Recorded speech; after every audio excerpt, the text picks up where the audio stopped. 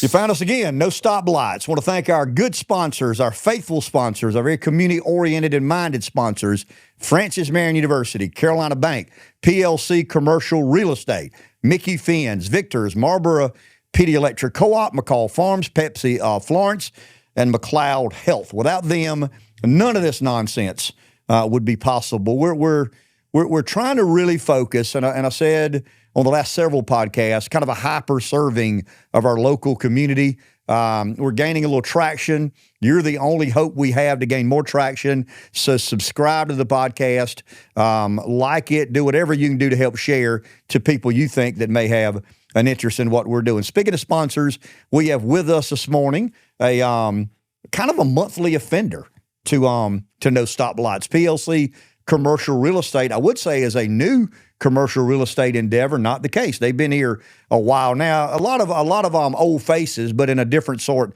of format. We have with us this morning or today John Etheridge and Chris Scott with PLC Commercial Real Estate. John, Chris, hello. How are y'all? Good to be here. So you're kind of becoming old hand at this podcasting thing. I guess so. See, my fear is you guys get so damn good, you don't need me anymore. And you go off and build your own podcast studio and do your own podcasting thing. Normally, we don't discuss. We don't have a meeting before the meeting. Today we did, because these are very, to me, interesting and curious questions that I want to hear what professionals think about some of these things. John, Chris, either one of you guys want to start. It's kind of a weird question, and I know there's some smart alecky answers over there. But yeah, well, professionals. There's professional smart aleckies. This podcast, professional smart asses. Let's talk about this community in this area and where you guys try to make deals work. John, I'll start with you. I know you don't have a magic wand. I don't have a magic wand. But Chris, John, what is the perfect blend? If you weren't a developer and a real estate agent, but rather if you were God in heaven, if you were a miracle worker, what would the perfect blend be? I'm assuming you're talking private and public money. Correct. Okay. So I think it's when the public sector can help spawn the private sector on, and then the private sector take over and make it profitable for everybody and fill needs. I think you have to have that. You can't just let it all lie within the public sector. Chris, you're a little bit like me, not crazy about government, a little bit suspicious of government. You and I had enough conversations off the air. I think John feels a similar way. But I think you accept, and I accept, that government is going to be a part of a community, developing a community, land use, zoning, planning, all those other sorts of things. I mean, it's kind of a weird question, but in your mind, what is kind of the perfect blend of governments involving in what people can do or can't do with their property, whether it's commercial, industrial, office space, residential, multi-family? Umpteen years ago, I'd have said no role at all. Just leave us alone. Let the private sector take care of it. You do your thing. Let us do the libertarian in you would have said that. Probably so. Correct. And that's not realistic. You got to have. I can't believe I'm going to say this on camera. You got to have. You're laughing at it. Regulations. I said it. No, you do. I mean, you need appropriate zoning. You need life safety. You need zoning. Like, who's your neighbor? What's allowed to come right next to your property? You got somebody that comes in and puts a ton of money into a development. You want to know what's going on next to you. You're going to be guarded. That's going to be an enhancement. That sort of thing. So there's unequivocally there's a role, and it's not just from regulatory standpoint. It's like John was saying. I think there's an incentive role. What does it take to get things moving? Look what happened 10 years ago downtown. Same thing. That was where there were active members of local city council and county council that said, we got to do something. What can we do? What are some things that government, in this case local government, can do to help spur activity? And sometimes that's what it takes. So John, there's a role. Well, I mean, the two of you, I spent some time in local government, so I'm aware of the issues and challenges and struggles that government can create, to Chris's point. How important is it to have a working relationship with local elected officials, to know who they are, what they believe in, to understand what you're trying to accomplish in the betterment of the community?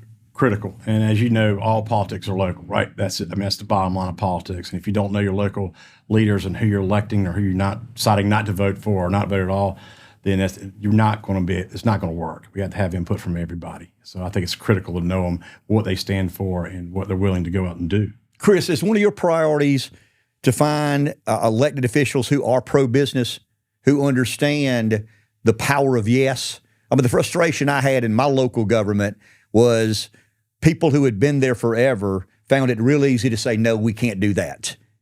And being a business person, I said, we got to do better. I mean, these guys are trying to bring jobs and create a tax base and pay ad valorem taxes. I mean, don't you believe it's important to find people in elected office who understand the complexities of business and are willing to, I don't want to say be your partner, I don't want to go that far, right, but become the oil in the engine that allows the engine to hum along and the economy to prosper? Absolutely. You got to have them. And you call it an advocate, a champion, whatever. You hope you don't have to sell them on it. I feel like that's a hard sell sometimes because, well, it's just a different relationship. But you hope that somebody's there that's got a pro-business attitude or recognizes the importance of some.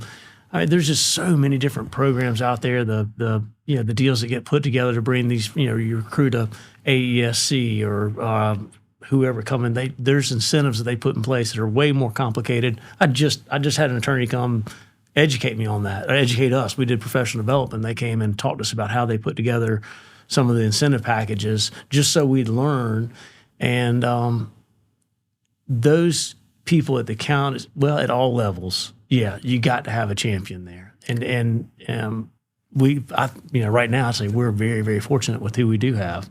Leadership right now, I feel like is as good as it's been in years. So an advocate is what I would call that person. And I'd like to piggyback on that and say it's important for the elected officials to realize they got to hire people who have that understanding.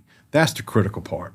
I don't ask my city councilor has a job and doing all this to understand the nuances of how to do a development, but I do ask him to go hire somebody that does, to lead the city, the council, and whatever it is. Because there's but it can be antagonistic if you aren't careful. Yes. I mean, and I think it has to be constructive, and there is somewhat of a partnership there. So let's stay in this. Let's jump this question and go to the next, because I think this is kind of a good segue into that. Either you guys can jump on this. From a logistical, from a local footprint, what are some of the things we need to happen around here? What are some of the industrial, commercial, residential, multifamily needs that you guys see we need to do better at in our local economy and community? Well, kind of piggybacking off what we already talked about, we've got to come up with some collective plan of how to do this thing effectively, right? You look at other counties in the state, they did this years and decades ago. We are, not too recent, half the county was half the county, but a large part of the county was unzoned. We have to figure out how to come up with a plan that we can put zoning in place, we can put utilities in place, and that kind of stuff. We have to do that first. I think that's important. And Chris, if we do that, I would imagine you guys expect to have input in that process. You don't want to dot I's and cross T's, but you don't want to be left out in the dark and allow government officials, here I am with the libertarian in me, government officials to dictate the terms and conditions of how an economy grows and how community grows as well. Yeah, I think it's crucial. You got to make sensical, you got to put things in place that do make sense. There's places where it makes sense to have development come right to the curb. There's places where you need setbacks, and understanding which ones are needed where is a good example. That comes up a lot. Everybody loves that new urban feel where, the building comes right at the parking lot, and it's a great feel in certain situations. In a more in a less dense area, rural, whatever, it's not appropriate. It's just not what you need. And so that's an example of how, I think input from a development community would help partner with the officials, saying, hey, we got to make sure that there's room for a fire truck to get in and turn around. Well, that's not an unreasonable accommodation. I'm sorry, that's going to chew up some land, but we dang right want to be able to get a fire truck in there. So you got to it's got to be a practical approach to it. You always talked about being pragmatic. It's getting there, look down, let's figure out what makes sense. And that's the biggest part we need is, like John said, right now we've got great officials that by and large no, we can't do that, but here's a different way we could get to it. Drew Griffin was always great at that. We can't do that. I'm going to tell you no, but what if we looked at it this way? Is it important to you guys because you're in the commercial real estate business. You're not building houses. You're not selling houses. I mean, you're buying big tracts of land, developing big tracts of land, trying to find businesses to occupy those big tracts of land. Some of that happens outside the city, but rather in the county. Is it important for you guys to know that the city and county are at least understanding the working together required for you guys to go out and tell a potential suitor who wants to come here, yeah, we can make this work? I mean, how important is it? You got city government doing their thing. You got county government doing their thing. When you guys speculate on a piece of property or a building or whatever it may be, you've got to know there's water and sewer. That's the city. You got to know there's some land use. That's very often the county, and stormwater and all these other sorts of things. How important is it to know the city and county government are working together? There's no doubt about the answer. It's critical. I mean, I've said the word critical a lot lately, but it absolutely, I mean, you can't have one without the other. I mean, we tried that route. I mean, in the past. We did. And it did not work. Look at the counties, how counties around us exploded while we did not. And it's just, it's absolutely, I think one of the most critical things is the county is talking to the city and the city's talking to the county. Now, they don't have to agree on everything. That's fine. We're all adults here. We can figure it out. And like Chris was just saying, there's always someone else can take another view at it and may come up with a better solution. But we have to be in the room talking to each other and really discussing what we're trying to accomplish for our community. And then we also got to kick it up to Columbia. And then from Columbia, sometimes, unfortunately, we got to kick it on up to Washington. So it's a chain all the way up. And it's kind of a, once again, the word partnership comes to mind. And as a Jeffersonian libertarian, I don't like the word partnership with government, but I've accepted it in the pragmatic sense as being the way it is. My silly saying, they're probably so tired. I always say tugging on the same rope. Yeah. I mean, at the end of the day, we want that industry to come here or that big box or whatever it is.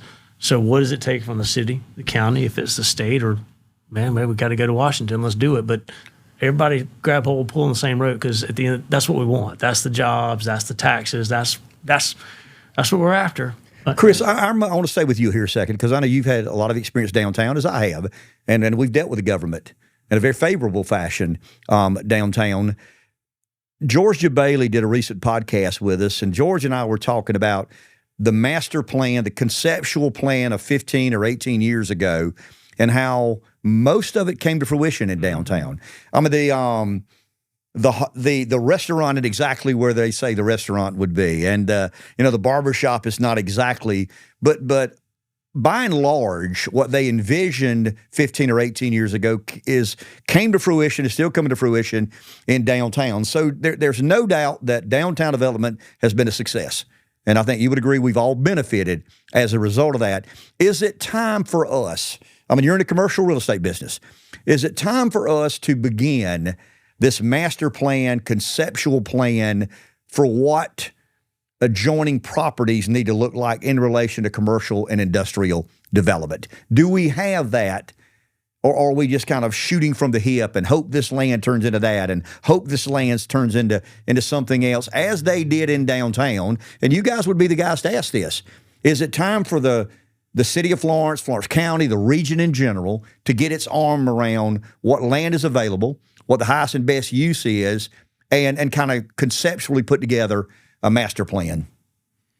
I don't see where it possibly hurts us, and I would think there's only upside. Have we done any of that, Chris? Yeah, and I'll tell you, I think Greg's doing a great job right now. He has gone around and had these town hall meetings, and I'll be honest, I have not attended, so I don't know exactly the nature of them, other than what I understood was, hey, we're going to get input from all parts of the county, find out what you're hearing, what you're seeing, what's of interest, and then he is putting a strategic plan together. Now, this is mostly with regard to the industrial parks, west, east, that sort of thing. But man, you got to have a plan. Absolutely have a plan. And county's got to, government, here we go again, government has a role to lead that, really. We're all turning into liberals. Just some of us are being drugged there, kicking and screaming, but we're all becoming more. I like my rose, please. Yeah, you're right. We're all becoming more understanding that government has to be a part of it. John, when a house is built, yes, that's a home. Someone lives there. You were in residential real estate for a good while. Yep. When a commercial property is developed, people go to work there. It becomes a livelihood. It allows them to go back somewhere and build a house and buy a home. Exactly what I was going to say. Yeah. And it's almost like that should be all of our priority, is the commercial side of it, the development side of it. I mean, I understand subdivisions and homes and people have to have somewhere to live, but I've just always thought we were woefully lacking in our master planning of what commercial property is best and what could go here and what could go there and how do we get water and sewer and what the price needs to be and what sort of business or industry could go there. I agree with you. I agree. Look at all the counties around us. They did this years ago. There's no doubt that we have to have a partnership with the county, city, and developers and everybody else having to say what we're trying to accomplish, have a vision, have a direction. Without it, you're just shooting in the dark, like you said earlier. I mean, you've got to have an absolute plan or you're just going to be lucky. To prove that we're all Bernie Sanders voters, I'm even going further. I've declared myself the latest tree-hugging conservative. We've had a big debate on the radio show that carried over yesterday to our podcast with George DeBailey. George's a Democrat, I'm a Republican, but we both love home. You know, and we want to see home do well. That's not a Republican philosophy or a Democrat philosophy. That's just kind of a hometown philosophy. But when I refer to myself as a tree-hugging conservative, what I'm basically saying is I think we've done a lousy-ass job of making this place beautiful. Someone called into the radio show I do and said it looks like a 7-year-old built it with a Lego set. I don't know who to blame. I don't know if it was worth blaming anybody, but obviously we got a lot of things wrong about the early days of Florence when it comes to aesthetics. Oh, okay. Let's stay there because you guys are in the commercial development. Yeah. You're known for tearing trees down, cutting trees down, absolutely. Building. Yeah. You see where I'm headed. Yeah. But how important is it in luring industry or business to your community when the aesthetics aren't up to par? Well, I mean, from a recruiting standpoint, it's hard to ask somebody in their 30s and 35 to come move here, move their family from another part of the country, come here, and what are you providing for me? What amenities are you giving me to do this? You know, it's not just a job. They have other choices and other places to go. We have to compete with the Aikens and everywhere else in the state. And that's my opinion on it. And yes, we have failed. I mean, you look at Cherokee. It doesn't look anything like it did when I was growing up. We've completely failed. Downtown, we've developed, but we have left a lot of, some.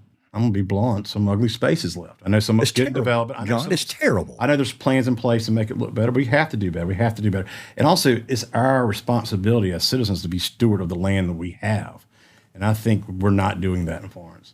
And I don't blame anybody. I don't think it's a blame game. It's just like this is something we missed. Let's now fix it. And Chris, that's a good way to look at it. We've inherited that. This is okay. I'll give you two great examples. There's parking lot. Well, parking lots are the ones that always jump out. I just had this conversation today with somebody. I was like, do you want opportunities? Go look at all the extra land, because back in the day, parking, you had to have X amount of parking, and you've got these parking lots that are monsters, and they support a little bitty building back in the back. You're like, man, what all could have been done out here? And it could be, so easy to turn. And then I always quote Gray too. He always used to laugh and say, we're not overbuilt, we're under demolished. Yeah. That's interesting. And that's a we're not overbuilt, we're under demolished. Yeah. Imagine what Central Park would be worth as developable commercial or real estate. I mean, just imagine the value. But somebody in New York said no. I mean, it's too important, and it adds to the quality of life and some of the aesthetics of New York City. And I don't want to be New York City. I don't think either of you guys want us to be New York City. So how do we begin?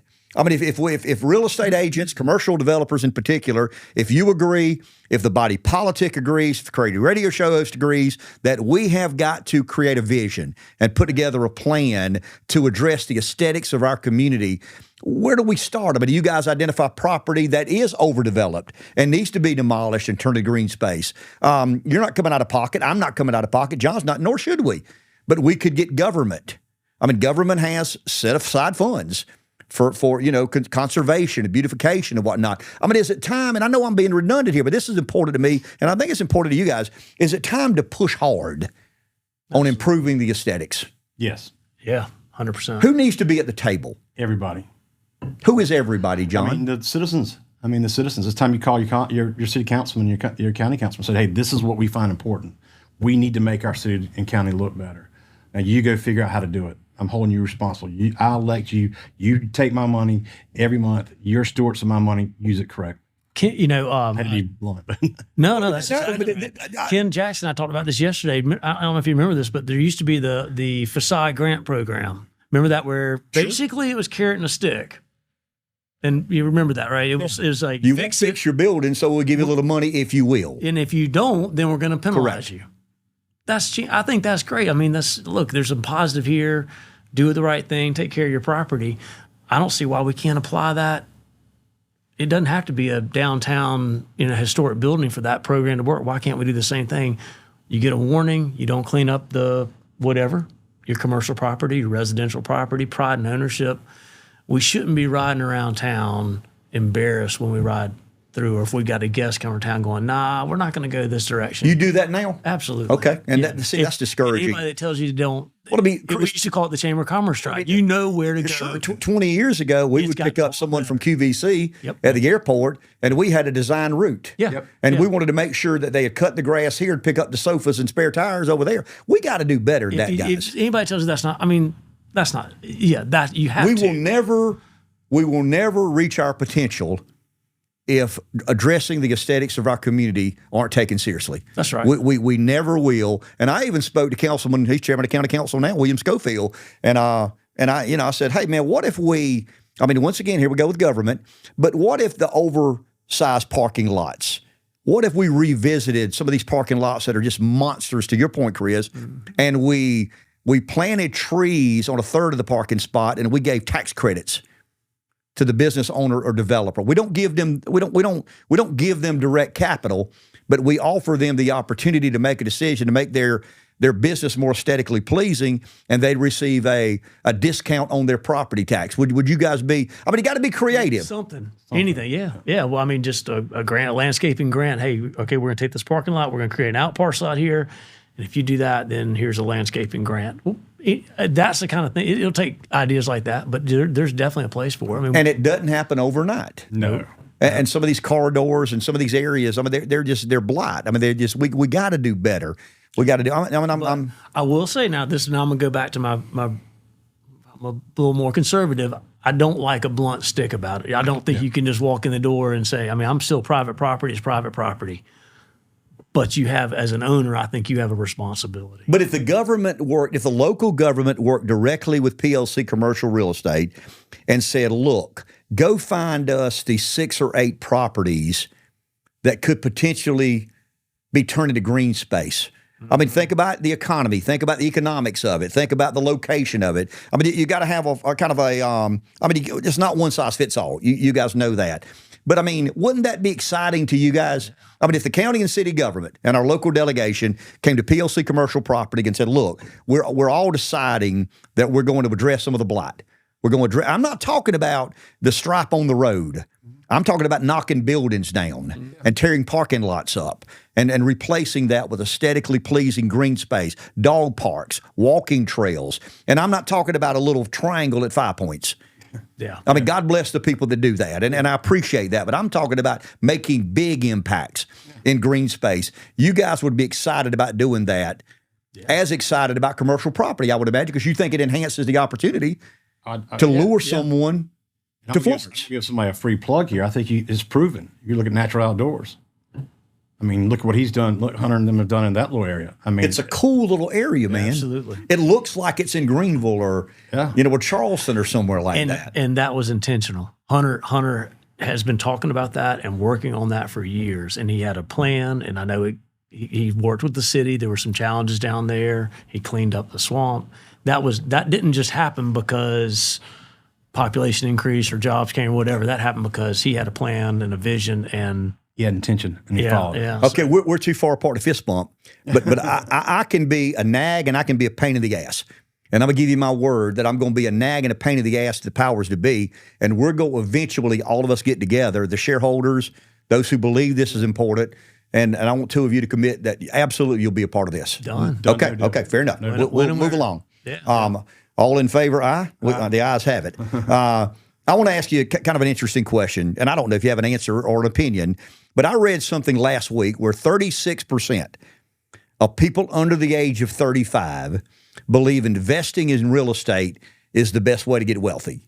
22% believe stocks are mutual funds, and 18% listen to conservative talk radio and believe gold is the best way to get wealthy. Why is there a belief out there? I mean, I know the answer because it is a good investment, but if someone is trying to invest in real estate, I'm not talking about developed property, but beginning a journey of trying to become, independently, financially independent. I don't want to say wealthy because that's always in the eye of the beholder, but financially independent. What sort of nibbles do they take to begin with in the field of real estate? Well, first of all, I think your first question was, why do they feel this way? All right. Why do they feel that way, John? I think it's part of our DNA as Americans. Land is who we are. That's how we became what we were, just because of the vast resources we had here. And I think also the American. Hell, you're talking about the Louisiana Purchase and selling the West and all that good stuff. I mean, really, that's what you're talking about. I am. Kind of a romance with land and property. Because we have it, right? It's a wonderful thing we have in this country. And we overlook it a lot. Public land is very important to me. But anyway, so we get back and you look at what was the American dream? Having a house. They always talk about that. That's real estate. That's a piece of real estate. Having your own place, having equity in something. And then I see a lot of people start nibbling in. They'll try a little apartment or they'll try a little house here, get a little portfolio. Then they realize, well, if I sell this, now I have some capital. I can do 1031 exchange. I can buy something really nice. And, and I can just snowball that. And I enjoy watching that. And speaking to the 35 and younger, those guys, look at the roller coaster. They've seen wealth generated from real estate since 2008 up. I mean, I know some of us are on the back end of that deal, but coming up, they got advantage of it. You're thinking 2014 and all that. They took a lot of advantage of it. Then COVID hit. A lot of money came in. A lot of people invested that money. Young people invested their money. So I think that's part of their life experience and their DNA as Americans. And it's fun until you get stung. Because everybody in this world gets stung if you travel that road and journey. Chris, what do you attribute that to? Getting stung. The curiosity people have with owning property. I mean, I think John makes an interesting point. I do, and there's all the cliches. They're not making any more dirt. Well, you know what? It's a cliche for a reason. It is. That's part of the dream, and it's created people. It's very obvious. It's created a lot of value, so people are fascinated with that. It's easy to be. I think it's easy. I think this is crucial. It's easy to be passionate about. Because it's got a lot, it's multifaceted, and that would be the only word of discouragement I would offer that crowd that's interested is don't dabble in it. If you're going to do it, do it. It's like owning a boat. You don't want to be halfway, I kind of got one, I kind of don't. No, get it. If you're going to do it in real estate, get in it and plan to be in it. You don't dabble in it. And be prepared for ebbs and flows. You better be prepared for ups and downs. I want to hit a couple of other issues with you guys. When I was on county council, I keep going back when I was on council, but you guys are living in that world now. I mean, you're developing property and trying to commit or convince suitors to come to Florence, and politics is a big part of that. When the nonprofits buy land, it's an occupant in a building. There's no doubt about it. It's jobs. It's all these good things, but the tax base begins to, I know the story of Columbia. University of South Carolina bought all the property, the prominent and valuable property. I think the USC eventually went to the city and said, look, you're right, we're tax exempt, but we need to do our part.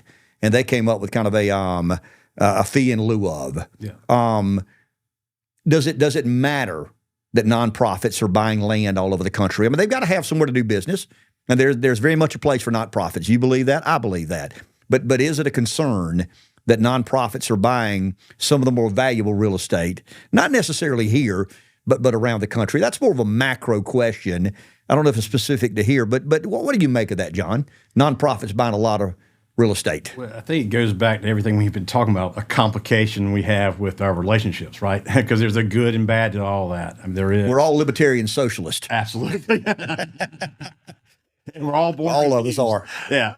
But it's true. I mean, it is. You don't. You say nonprofit. That's a very large term. I love my nonprofit I go to every Sunday, First Presbyterian Church. It has their land, right? So I want that to happen. I know some other nonprofits that have land, and I want them to do their business. So it's a complicated situation. But I would hate for nonprofits to start to get in the business of hiding their nonprofit and doing real business. And that's where we got to be careful. Becoming competitors with the private sector. That's kind of where I was headed. Yeah. And having a distinct advantage in the marketplace. Yep. Being what are they offering? I would say it really depends on the use. Like, what are they doing there? Is it a building? If it's Are they disguising themselves as a nonprofit? Or are they really a nonprofit? Or and are they? Is it a Is it a 10,000-foot building and ABC nonprofits using 5, and then they're turning around and leasing out 5? Well, now I'm competing. I don't like that. That's not a level. And that's kind of where I was headed. Yeah, that's not a level playing field. I mean, that's a knock on nonprofits at all. They very, very, very important part of the community. No doubt. But I don't want to see that become leverage that hurts the private. I'm still a private sector guy. I'm very encouraged to hear what you say about Columbia. I didn't know that this university had done that, because I remember when I lived there, that was a big concern. Being in real estate over there, they're like, man, this is cool, but we're losing our tax base. The scuttlebutt at the State House when I was there was USC had bought this corner, and they had bought that track, and they had bought this land. And the city began to look at its books and say, man, we're losing about $20 million in property tax, ad valorem property tax collections. And we love what USC, there's no denying that USC brought a lot of other ancillary value. I mean, you got kids, buying groceries and shopping and getting their tires changed. I mean, there's enormous value to having 50,000 kids there. But next thing you know, all the prominent property in the city is owned by a university that is tax exempt, and it creates conundrum for those trying to balance the budget and make the public service and the fire department and all that work. Those monies are spent differently, right? Correct. So you may not have the money to fix the roads because that portion goes to road management. So you got to be careful when nonprofits are dominating the landscape. And I read something this week that they are buying more buildings and spaces now than ever before. Nonprofits are. Nonprofits. And I'm not saying it's bad or good, but it's something that I think needs to be considered and studied. Last question for you guys, and I told you I'd conclude with this, and this is generic, and we can get as specific as you choose. What are tenants today looking for? I mean, are they looking for... are they looking for? I'm talking about. Are they looking for this property is video cambered, key scans? I mean, what sort of amenities or quality of product are tenants looking for? Let's start with what sector we're talking about. Okay. I'd rather you do that. You're much more knowledgeable. Let's go with industrial warehouses. Property we're working on right now.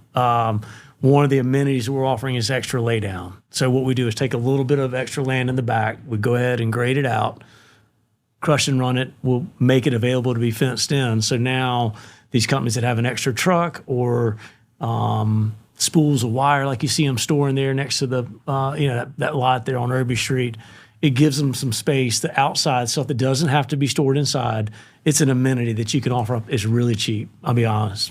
It is cheap, but it's a cool thing that you can offer them. So warehouse space, that's important. I think you get to retail, security. They want to know that the lighting is very important. That's something we really try to work on, making sure parking lots are well lit so that they can feel good in the winter at 5:30 when it's dark and they can still be open. Offices, I think security, knowing that doors. That's funny. I keep talking about security. Controlled access to multi-tenant office buildings, or really any office for that matter. Yeah. I'm trying to think what other things we run into. Parking obviously is a big one. Big one. Yeah. And having good parking, well lit parking, access, directly to your office, and also infrastructure for technology and everything else. Because some of these older buildings that we have, the capacity, it's tough. I mean, it's tough to make them work. So it depends on the business, but that's definitely what I'm seeing. What do you see in the economy today? I mean, tell as much or as little as you like. You probably got some trade secrets you don't want to share, but where kind of are we in the economy as it relates to your line of work? We're talking about Florence. Yeah. The South is booming. It's weird. I mean, I almost feel guilty talking about it. I want to. Don't. I know. I'm dead serious. It's just I'm more excited about what's going on around here right now, and stuff everybody knows about. I mean, it's just, you got the battery plants. You've got, think about the industries here. You got GE, General Electric's here, Honda's here, Otis is here, Ruiz, all these. Those are worldwide companies, and they're right here in Florence. So, and then you got more stuff coming. Man, I'm fired up. It's like Kevin Yoakum says. I mean, it's a great day to be in Florence. Dang right. No doubt. I agree with that. Do we understand yet the impact of the battery plant? my opinion. I mean, I remember on council the announcement of a 300 or 400 job, and we'd all celebrate and tell everybody how great we were for convincing them that this is where. And all of a sudden, we're talking about a couple of thousand jobs and a multi-billion-dollar investment. I mean, do we clearly understand or grasp how important and how transformative this could be? I don't remember when, I remember my grandparents talking about this, and I don't know the exact numbers, but when DuPont came in and GE came in, and all the neighborhoods, brand new neighborhoods, just popped up overnight. People were here, grocery stores came, banks started coming, Florence took over Darlington. I mean, it was a big deal, and I think this is much bigger than that. And we hope it leads to many, many more success stories. Chris, you want to? Yeah, I volunteered to work the groundbreaking ceremony at the BMW facility. So that'll tell you how long ago that was. I mean, that was 92. And Chris, this transforms the upstate. I grew up in Spartanburg. You know that. Yeah. It used to be Spartanburg. You would get in the car, and then you would drive to Greenville to shop. And there was nothing. I mean, the airport, you knew where that exit was. And really nothing else out there. And now you go up there, it's solid. And I'm not saying the battery plant's going to have that same impact, but you can't help but wonder that kind of a game-changing analogy. But what it did up there, yeah, I mean, it's a game changer for sure. I think it is too, and I don't think we step on you. You're good. I've interrupted you. I always wonder when I think about the battery plant, whose eyes has this opened up to? What other corporations that, hey, this Florence place has got to go on. I mean, access to 95. We got to deliver. Whatever we told those people, we've got to be men and women of our word. Absolutely. I mean, the eyes are watching us right now. Yeah, I mean, we promised, infrastructure, and we promised, a qualified and able workforce. It'd be nice if we had these things in place earlier, right? Yeah, I mean, it always is. But once again, the power of saying yes. Can you do this? Yes. Can you do that? Yes.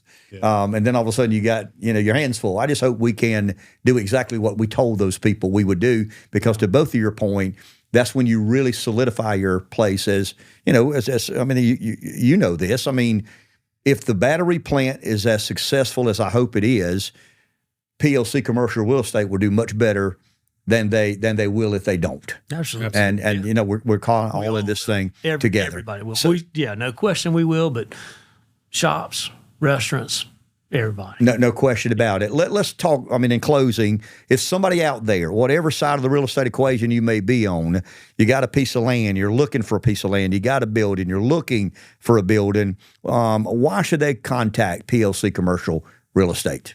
This is my answer since we started a year ago, by the way, this month. Congratulations. Yeah, this week, yeah. So it's the collection we have there. There's nobody else like it. We have people that come from different walks of life, different backgrounds, different how we came up through real estate, and we collaborate. We talk to each other about our deals that we can, and then we figure out the best solution for our clients. Yeah, I'd say expertise. Different people have different expertise, so I would say we can probably discuss most property types, financing, property management issues, those sort of the different facets of commercial real estate. Or we'll look in there and tell you we can't, don't have a clue. We'll go learn about it. Don't want to lose your business, but I don't mind knowing what you don't know. There's a lot of beauty in that. I've learned the hard way. There's a lot of I'm with you on that. Let's not learn too. Well, I appreciate your support of the podcast, and good to have both of you here today. Thank you. It's fun. We'll enjoy it. Okay. Thank you.